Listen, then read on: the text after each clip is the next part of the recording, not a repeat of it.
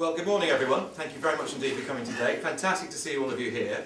It's, I think, Toni, been a year or so since we first met and talked about this. We had various ideas for names and so on and so forth, but I'd met quite a few people in my travels who'd said to me they'd checked, I think it was during the village fete season last year, and the checks for winter fuel allowance were just beginning to come in. Perhaps it was a bit after that. And people kept on saying to me, I'm really not sure why I get this money.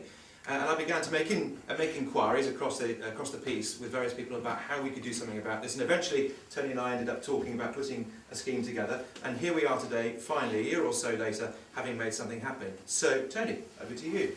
Yes, thank you all for coming here today, and our ladies here. It's really nice to see all of you supporting the Community Foundation and the Surviving Winter campaign, which will help our older people across Hampshire and the Isle of Wight.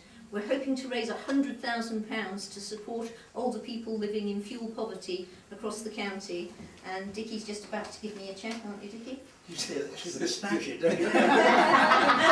It's a great pleasure. It's a great pleasure, Toni.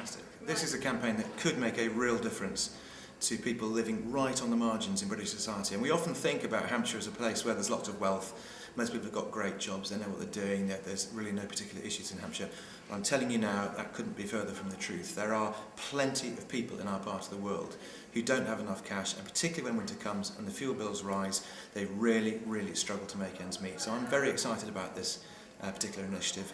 There are people out there getting the winter fuel allowance who don't need it, and who actually, do you know what, are slightly embarrassed about getting it. It comes every year in a cheque, they put it in the bank, and I think they just feel a bit of guilt when it drops into the envelope and into the box to go off to the bank to be cashed.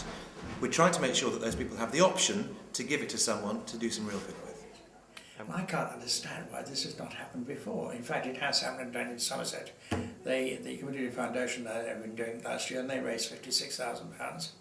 But I mean, there must be thousands of guys and girls out there who really don't need this money, £200, £250, or whatever it is, somewhere between 100 and 300, and let other people have it, they can use it. And so that's why the Hampshire and Isle of Wight Community Foundation, they have donors, and they know exactly how to distribute the money to the people who really do need it.